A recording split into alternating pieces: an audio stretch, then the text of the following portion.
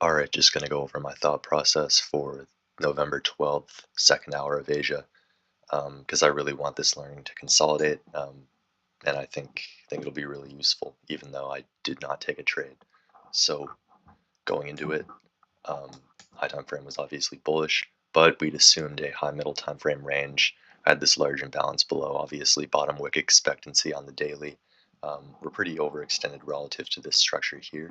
We'll get into that in a second, but yeah, the main look I had, it's kind of a preset that I assume in this condition, was sells off the top, and just happened a little bit too quickly. I missed it, but yeah, it looked really nice. I was a little bit annoyed, but it is what it is.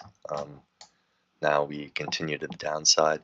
At this point, the only time that I would take a buy is if we misalign out of this range into a high time frame area of adherence, like a natural area where you'd expect price to continue with um, with respect to how the high time frame has been moving.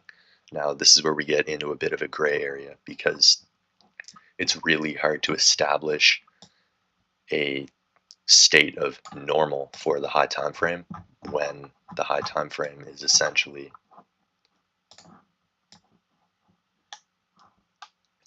this, right? You don't really have a trend here that you can establish, a reasonable spot to pull back to.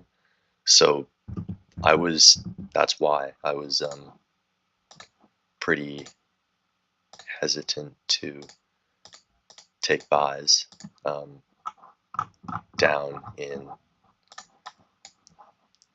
this area because we really hardly extended whatsoever. And I do think buys at like 90% of the time, I still think buys in this area are generally not a good idea, especially not when we're low time frame ranging. Wouldn't want to enter anything midway through that low time frame range. It did end up continuing bullish. Um, Now I was really looking for a way to justify them during the session. I do have the session recorded, even though I didn't take a trade. If you want that, I can upload it. If anyone wants it, I'll just upload it.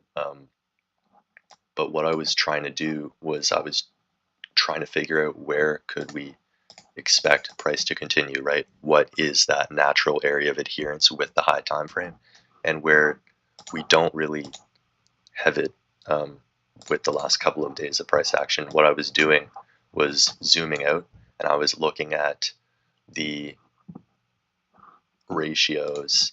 I was looking at the distance between this low and 50% of this large impulse up, and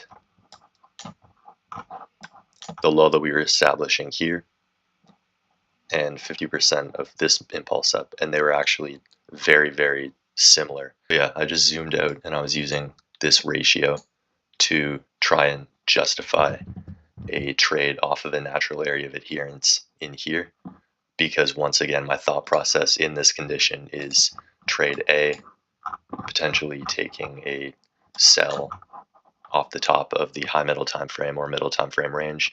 Often this occurs midway through Asia 1, ended up occurring at the start of Asia 2. That's option A, and option B is we get a buy out of a natural area of adherence with the high time frame.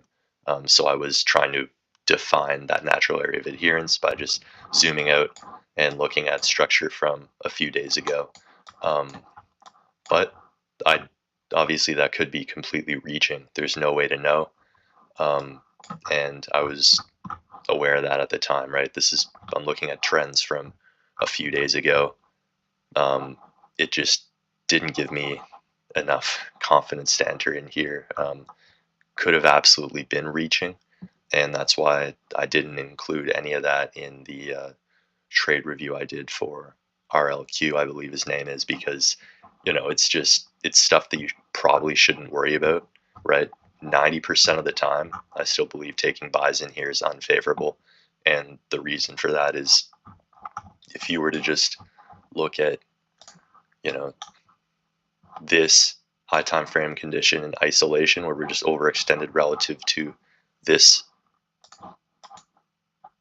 Wow, my mouse is completely acting up relative to this structure down here. 90% of the time, that's just not a good buy entry. But who knows, maybe when you apply this extreme reachy nuance, maybe it makes sense. But most of the time it doesn't. And yeah, I was looking through my journal, finding similar market conditions to compare, and yeah, pretty much my thoughts haven't changed. There, as you can see, very similar condition here. High middle time frame, range bound. It was a directional high time frame, and we pulled down honestly to a very similar area to last night, and ended up just pretty well continuing bearish here.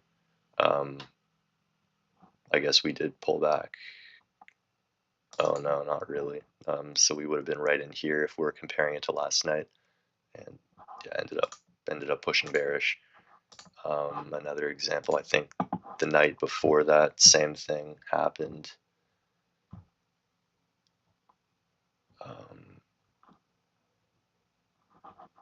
So yeah, little middle time frame range, pull down out of that, and just really not the best opportunity for buys, right? We retrace that move further, right? That would have been kind of similar positioning to taking a buy in here last night, and just doesn't really work out, right? We usually pull back a little bit more, so that's why I was hesitant about the buys.